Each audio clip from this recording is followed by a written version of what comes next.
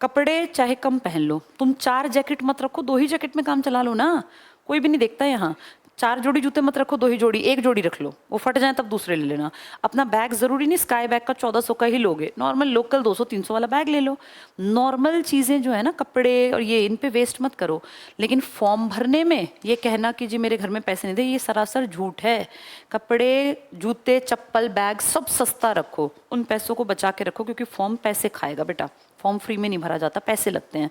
Plus तुम जहाँ जाओगे पेपर देने, वहाँ तुम्हें किराया भी लगा के जाना पड़ेगा।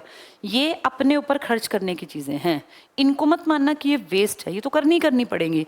जो तुम बुक्स पे खर्चा करोगे, प्लस जो तुम अपने रिटर्न चीज़ों को, जैसे कॉपी लोगे, पेन लोगे, ये इन्वेस्टमेंट है बेटा, ये करके ही नौकरी लगेगी। अब तुम सोचो कि बिना फॉर्म भरे, बिना कहीं जाए, बिना पेपर पेन किताब खर्च किए मेरी नौकरी नहीं लगेगी। ये कपड़े, ये सब चीज़ें कम कर लेना, पैसे यूं जोड़ना कि इनमें मैं कमी नहीं करूंगा। मैं यूं सोचूं कि भाई मैं पेपर इसलिए ना देने जाऊं क्योंकि वो यूपी में आया है, तो बेवकूफ़ी है। क्या पता तुम्हारी किस्मत ही वहां ले जा रही हो तुम्हें। कितने बच्चे असम राइफल्स में भी तो लगे हुए हैं ना, कितने बच्चे कहाँ कहाँ लगे हैं, तो वो कैसे लग गए, पेपर दे के आए होंगे ना। इनमें कटौती मत करना। फॉर्म भरने में, फॉर्म कभी भी नहीं छोड़ना तुम्हें, चाहे वो 100 का हो, चाहे 200 का हो, चाहे 1000 का हो, फॉर्म भरना है हर हाल में। क्योंकि बेटा फॉर्म भरे बिना तो तुम पेपर दे ही नहीं पाओगे।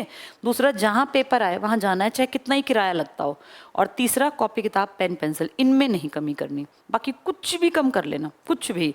चाहे चप्पल तुम 100 रुपए की जब सेल लगती हो तब ले लो, कोई नहीं देखता तुम्हारी चप्पलों को, ना कोई तुम्हारे कपड़े देखता, ना तुम्हारे कोई बाल हेयर कटिंग और तुम्हारे महंगे तेल और शैम्पू देखता है। ये सब कम हो सकते हैं, इस पे पैसा लगाना है, ये तुम्हारी इन्वेस्टमेंट है, यही कमा के देगी बेटा आगे।